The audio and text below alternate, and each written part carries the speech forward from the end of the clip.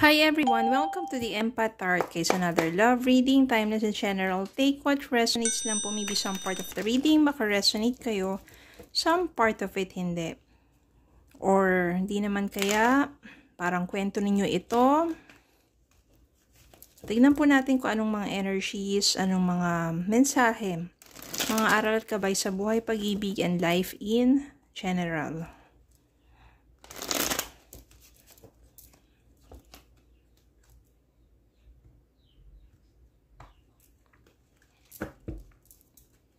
Okay, Spirit guys, send me messages on love connections ito, lessons in life and guidance na naisong ipabati sa amin, mga aral gabay sa buhay, pag-ibig, and life in general. Kung meron kayong mga katanungan,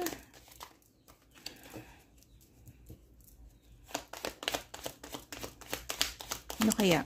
Iniisip pa kayo ng person ninyo sa mga panahon na to? Naalala ba kayo ng person ninyo? Ano ba yung nararamdaman niya towards you sa mga panahon na to? Tingnan po natin. Send me more messages sa Spirit Guide. Iniisip pa sila ng person nila? Naaalala ba sila? Ano bang feelings nila, thoughts and feelings nila sa mga panahon na to towards them? More messages sa Spirit Guide. Iniisip pa sila? Naalala ba sila ng person nila? Thoughts and feelings towards them.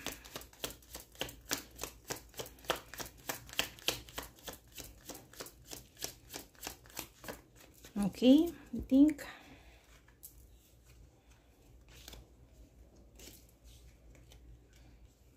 kuha rin tayo nito. Since ang ating katanungan ay thoughts and feelings. Ayan. Spirit can send me messages. Ano bang thoughts and feelings ng person nila?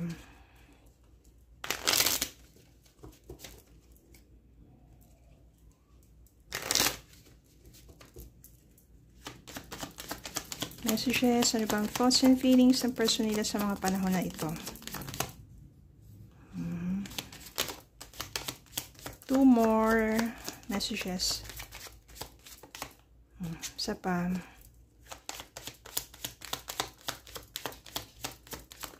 Yan.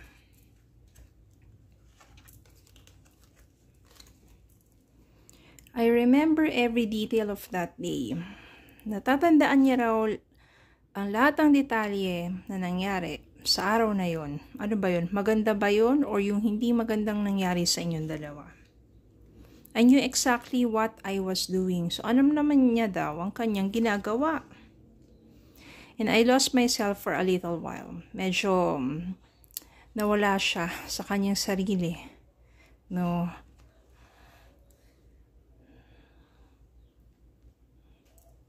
Meron ditong 5 of Swords. 5 of Swords, the Star, 6 of Wands, 7 of Swords, Strength card, the World, and Page of Swords. So, yung katanungan natin kanina, inisip pa kayo ng person ninyo, naalala ba kayo, ano bang thoughts and feelings niya? So, sa ngayon, siguro ang masasabi niya ito. I remember every detail of that day, naalala niya raw lahat ng nangyari ng araw na yon. I knew exactly what I was doing, alam niya yung ginagawa niya. Pero nawala siya sa sarili niya for a little while. Okay? Meron kasi ditong 5 of Swords. Maaari ito yung mga panahon, no, mga panahon na nagkaroon kayo ng matinding pagtatalo. I can sense here na ito yung mga panahon na may nabuking, may nabisto, na may gumagawa ng kalokohan. Okay, reversal po ito So, ibig sabihin, maaaring energy ng person ninyo, energy mo. Basta ito yung mga panahon na merong nabisto, may nabuking, na may ginagawang kalokohan. Kaya, yun yung matinding pagtatalo. Yun nangyari. Meron din ditong 7 of Swords. Ibig sabihin dito, may mga kasinungalingan. May mga katotohanan na hindi sinasabi, so lies, pagsisinungaling. Then, maaaring sa panahon na to, yung person mo, ito, nandito si Page of Swords. So, iniisip ka nga ng person mo. Maaaring magkalayo na kayong dalawa, the world. You are separated and far away from each other. Pero ibig sabihin yan, iniisip ka pa rin or naaalala ka ng person mo. Maaaring nagpapakatatag ka ngayon kasi kung recently lang nangyari yon, sobrang sakit pa. Kailangan mo lakasan ang iyong kalooban sa nangyari sa inyong paghihiwalay at nalaman mo ang mga ginagawa ng person mo. Then, maaaring yung person mo still hoping. Star, hope, pag-asa. Your person is still hoping na mapatawad mo siya at muli pang makabalik sa'yo. Then, nandito yung Six of Wands. So, ibig sabihin yan, itong Six of Wands na to is maaring yung success. Ibig sabihin niya na kung hihingi siya ng kapatawaran sa'yo, sincerely, kung muli kayo makikita, sana raw, maging successful ang inyong muling pagkikita at mabigyan ng panibagong pagkakataon na meron pang pag-asa sa inyong dalawa. Kasi dito, ibig sabihin yan, iniisip niya rin yung mga nagawa niyang pagkakamali. Iniisip niya yung mga nangyari sa inyong hindi maganda at magagandang bagay na rin. And if magkaroon daw ng hope, chance for reconciliation, maybe itong the world na to also means fulfillment, completion. Ibig sabihin yan, iniisip ka ng person mo, gusto niya magkaroon ng panibagong pagkakataon between the two of you. Maaring sa panahon na to, sobrang sakit pa. Kaya, kailangan mong palakasin ang iyong kalooban. But eventually, nais pa rin niya na magbalik at muling mabuo kayong dalawa. Paano mangyayari yun? No? Winasak na nga niya. Paano kayo mabubuo? Through forgiveness and acceptance. If you know that your person is sincere. Okay? Tingnan natin ang message para sa inyo.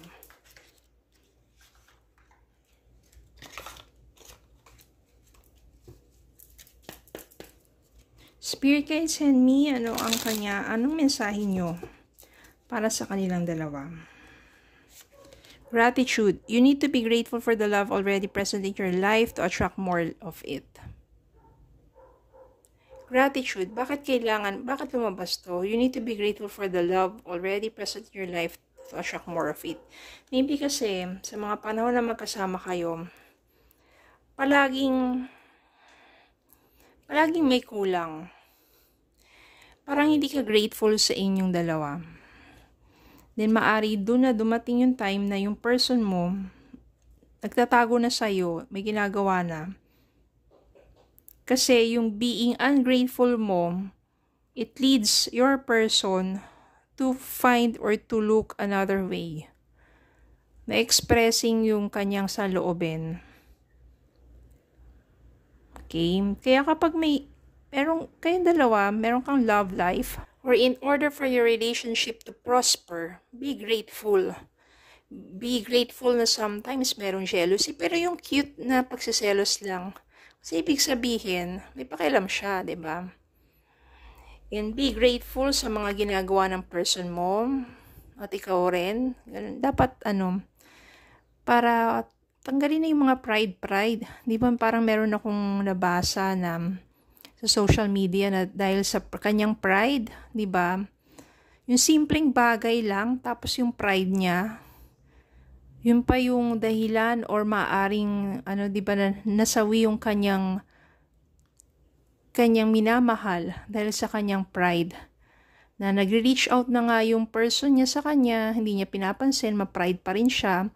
Maybe yung the night na nagre-reach out yung person niya, no, parang yumayakap or tinapik pa niya yung kamay niyo. Maybe, no, humihingi na pala ng tulong kasi may asthma pala yun. Kinabukasan, ganyan, tapos pagka-uwi niya galing trabaho, wala na. Diba? Because of pride. So, ibig sabihin, be grateful at tanggalin yung mga pride na yan. Diba? Unbreakable love. This person has a genuine love for you. You can overcome any issues that may arise.